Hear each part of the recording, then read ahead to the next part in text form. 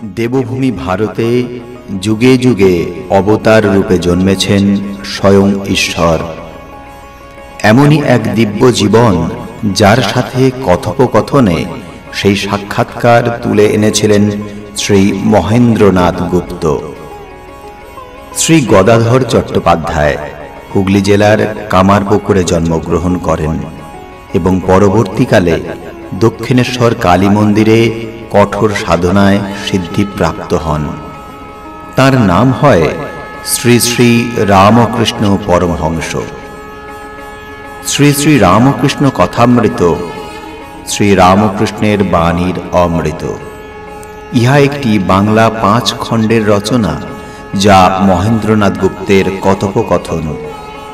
শ্রী শ্রী রামকৃষ্ণ কথামৃত একটি পবিত্র ধর্মগ্রন্থ হিসাবে অনুসারীদের মধ্যে সম্মানিত। আপনারা শুনছেন দেবভূমি ভারত।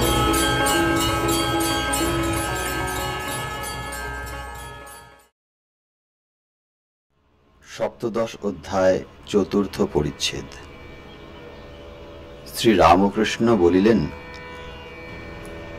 আমি তো মুখ্য, আমি কিছু জানি না, তবে এসব বলে কে গা?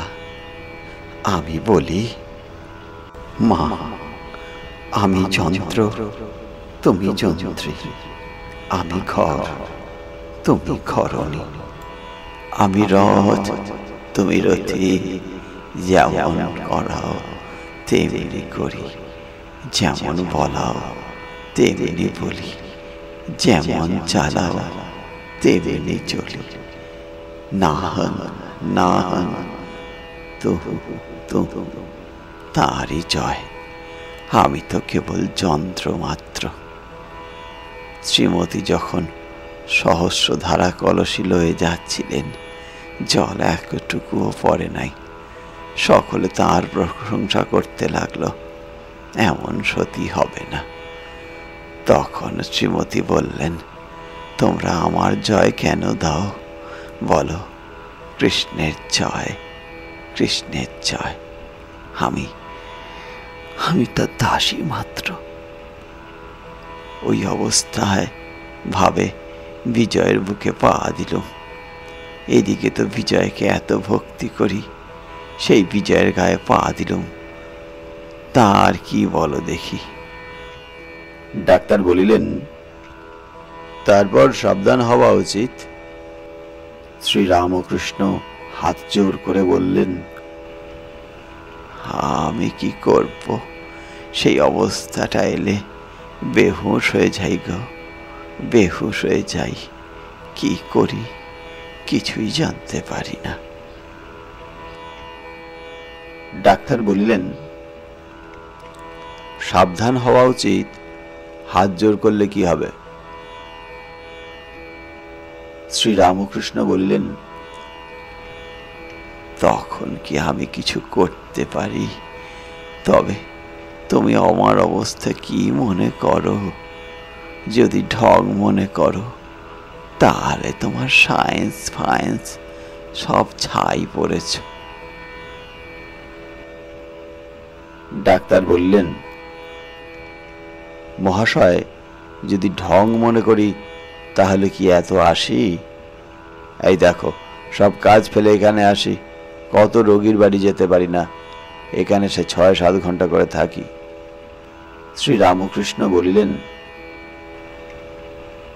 সেজবাবুকে বলেছিলাম, তুমি মনে করো না তুমি একটা বড় মানুষ, আমায় মানছ বলে আমি কৃতার্থ হয়ে গেলুম। তা তুমি মানো আর নাই মানো, তবে একটা কথা আছে, মানুষ কি করবে?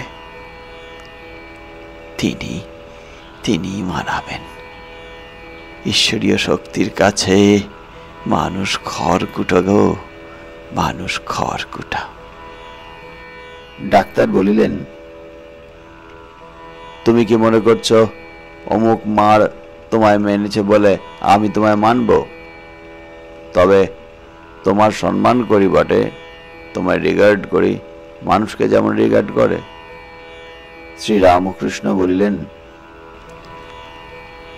আমি কি মানতে বলছি গা?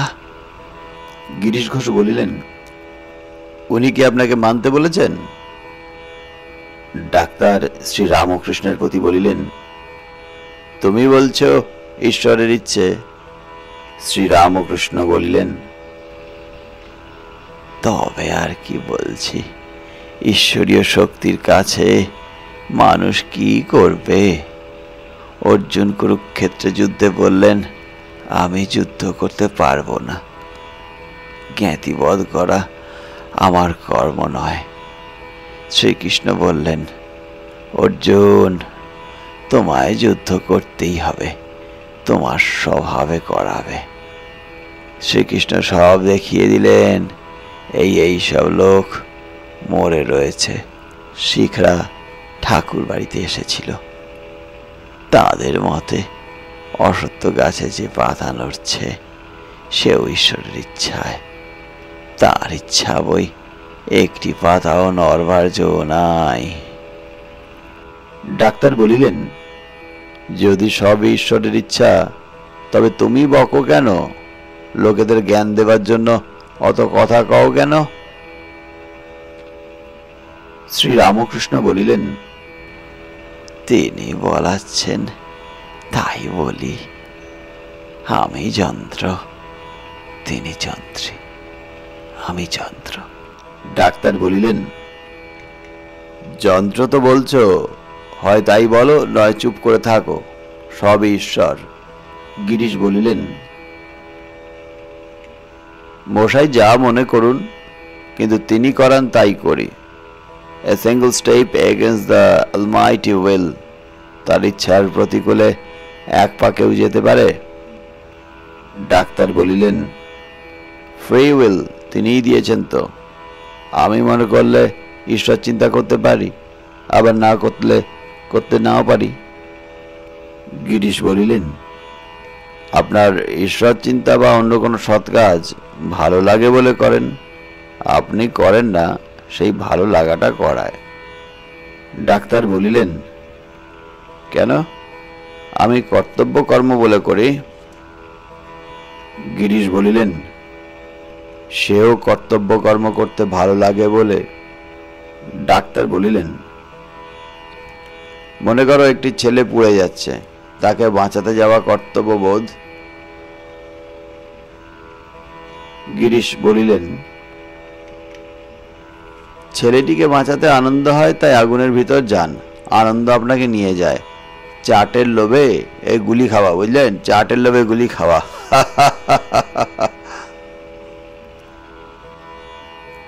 শ্রী রামকৃষ্ণ বলিলেন, কর্ম করতে গেলে আগে একটি বিশ্বাস চাই।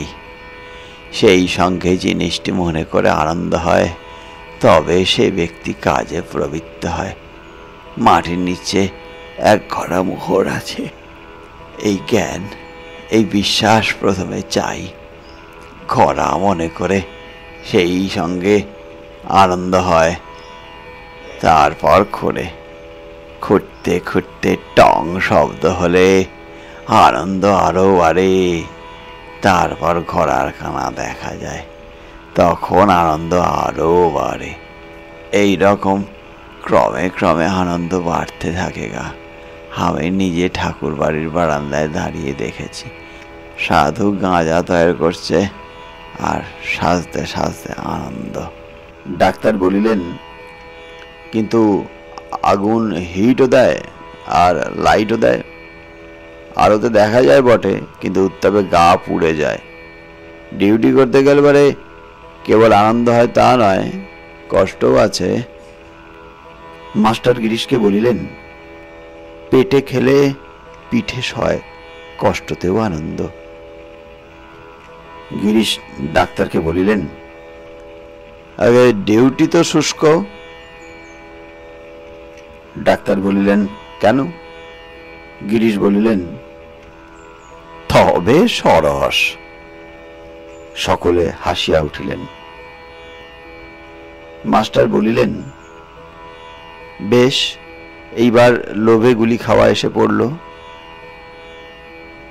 গিরিশ ডাক্তারকে বলিলেন, সরস, নচেত ডিউটি কেন করেন? মাস্টার গিরিশের প্রতি বলিলেন, পোড়া স্বভাবে টানে। যদি একদিকে ঝোঁকি হলো, ফ্রি উইল কোথায়? ডাক্তার বলিলেন, আমি ফ্রি একেবারে বলছি না। গরু খুঁটিতে বাঁধা আছে, দড়ি যত দূর যায় তার ভিতর ফ্রি। দড়ি টান পড়লে আবার। শ্রীরামকৃষ্ণ বলিলেন, এই উপমা যদু মল্লিকে বলেছিল গা, এ কি ইংরাজিতে আছে? তা দেখো ডাক্তার, ঈশ্বর সব করছেন। তিনি যন্ত্রী, আমি যন্ত্র। এ বিশ্বাস যদি কারো হয়, সে তো জীবনমুক্ত গো, সে তো জীবনমুক্ত। তোমার কর্ম তুমি করো, লোকে বলে করি আমি। কি রকম জানো? বেদান্তের একটি উপমা আছে। একটা হাঁড়িতে ভাত চড়িয়েছ, আলু বেগুন সব ভাতে দিয়েছ। খানিক পরে আলু বেগুন চাল লাফাতে থাকে, যেন অভিমান করছে, আমি নড়ছি, আমি লাফাচ্ছি। ছোট ছেলেরা দেখলে ভাবে আলু পটল বেগুন ওরা বুঝি জীবন্ত, তাই লাফাচ্ছে। যাদের জ্ঞান হয়েছে তারা কিন্তু বুঝিয়ে দেয় যে এইসব আলু বেগুন পটল এরা জীবন্ত নয়, নিজে লাফাচ্ছে না। হাড়ির নিচে আগুন জ্বলছে, তাই ওরা লাফাচ্ছে গো। যদি কাঠ টেনে লওয়া যায় তাহলে আর নড়ে না। জীবের আমি কর্তা এই অভিমান অজ্ঞান থেকে হয়। ঈশ্বরের শক্তিতে সব শক্তিমান।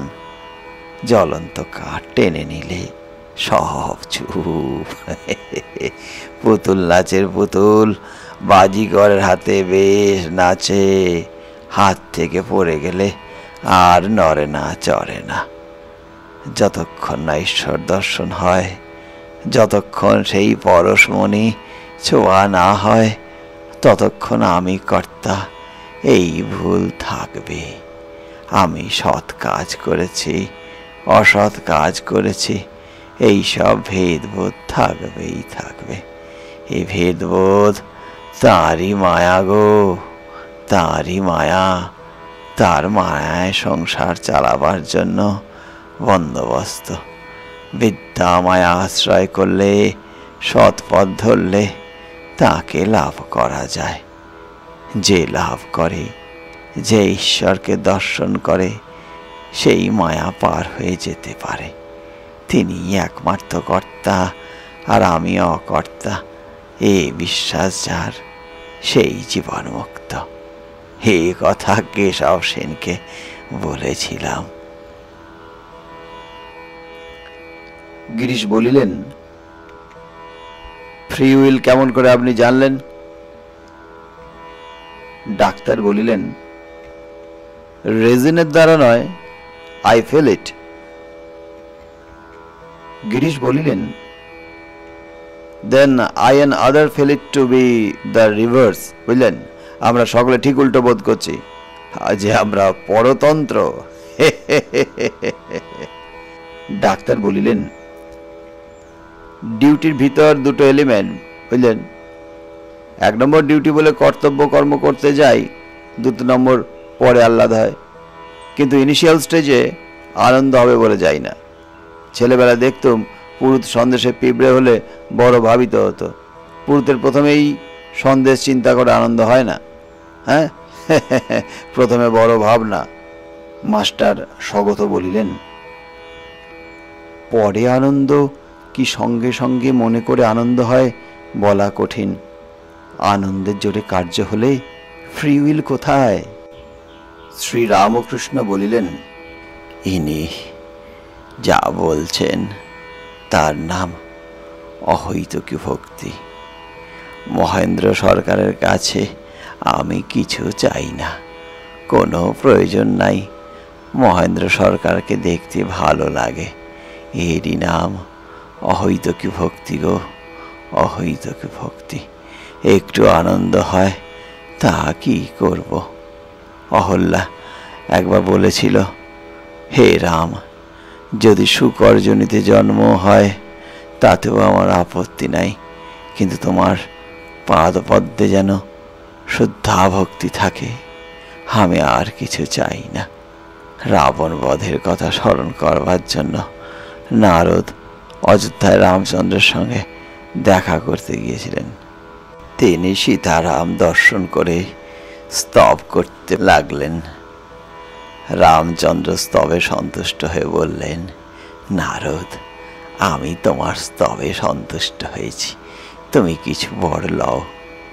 নারদ বললেন, রাম, যদি একান্ত আমায় বর দেবে তো এই বর দাও, যেন তোমার পাদপদ্মেই আমার শুদ্ধা ভক্তি থাকে, আর এই করো যেন তোমার ভুবন মোহিনী মায়ায় মুগ্ধ না হই।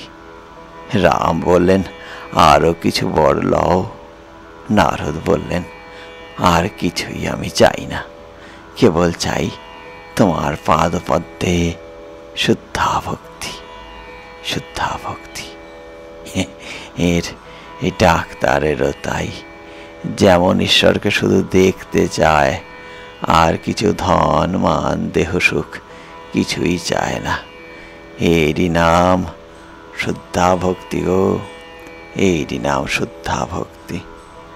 আনন্দ একটু হয় বটে, কিন্তু বিষয়ের আনন্দ নয়, ভক্তির প্রেমের আনন্দ।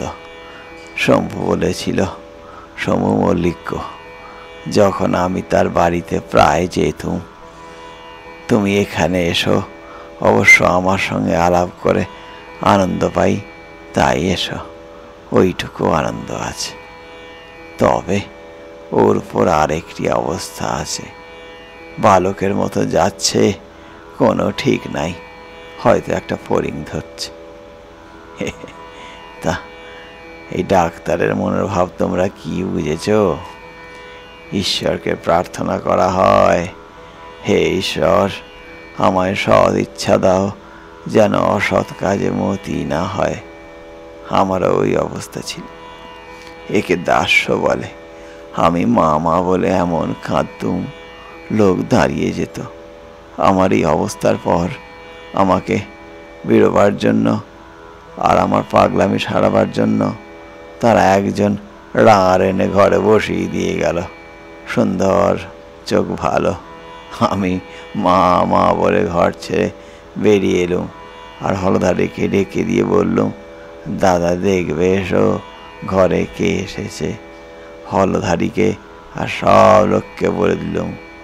এই অবস্থায় মা বলে কাঁদতুম, কেঁদে কেঁদে বলতুম, মা রক্ষা করো, মা আমায় নিখাত করো, যেন সৎ থেকে অসতে মন না যায়। ডাক্তার, তোমার এ ভাব তো বেশ, ঠিক ভক্তিভাব, দাস ভাব। যদি কারো শুদ্ধ সত্যগুণ আসে, সে কেবল ঈশ্বরের চিন্তা করে গো, তার আর কিছুই ভালো লাগে না। কেউ কেউ প্রারব্ধের গুণে জন্ম থেকে শুদ্ধ সত্যগুণ পায়, কামনা শূন্য হয়ে কর্ম করতে চেষ্টা করলে শেষে শুদ্ধ সত্য লাভ হয়। রজ মিশানো সত্যগুণ থাকলে ক্রমে নানা দিকে মন হয়, তখন জগতের উপকার করব এই সব অভিমান এসে জোটে।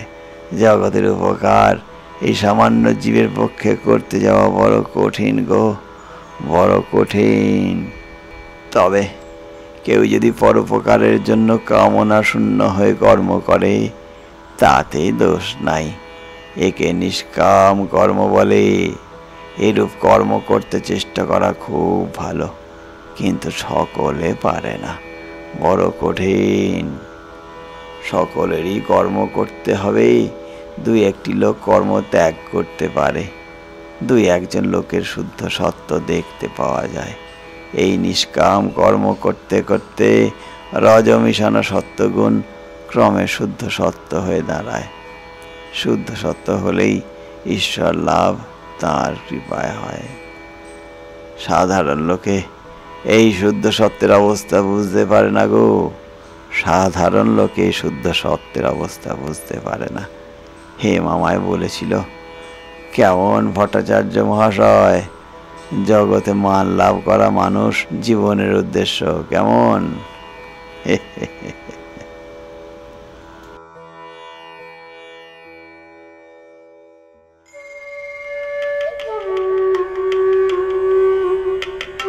আপনারা শুনছেন শ্রীমকথিত শ্রী শ্রী রামকৃষ্ণ কথামৃত।